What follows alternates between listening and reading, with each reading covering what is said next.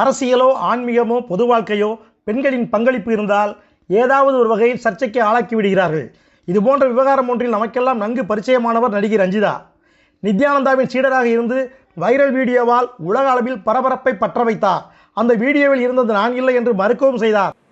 Yes, I am not the person in the video. தற்போது நித்யானந்தமய சுவாமி என்ற பெயருடன் கைலாச நாட்டின் பிரதமராக இருந்து பக்தர்களுக்கு ஆசி வழங்கி வருகிறார். அவரைப் போலவே சர்ச்சை வீடியோவில் சிக்கியிருக்கிறார் சாத்வி பிரேம் பைசா என்ற பெண் துறவி. அந்த வீடியோவில் அவருடன் இருப்பது ராஜஸ்தான் சாமியார் வீரம்புரி மகாராஜ்.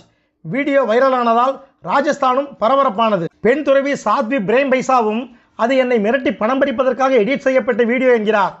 என்னுடைய வீடியோவை எடிட் செய்து யார் வைரலாக்கியதோ அவரை கடவுள் ஒருபோதும் மன்னிக்க மாட்டார் என்று சாபமிடுகிறார். அது ஒரு பழைய வீடியோ என்றும் அந்த பிளாக்மெயில் பேரொழியை ஜோத்பூர் காவல்துறையினர் கைது செய்ததாகவும் கூறுகிறார்.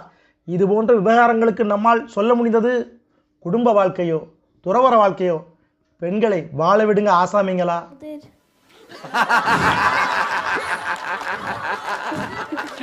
சாம்பார் ஆப் எனக்கு மறக்காம சர்ப்ரைஸ் பண்ணுங்க. தேங்க்யூ.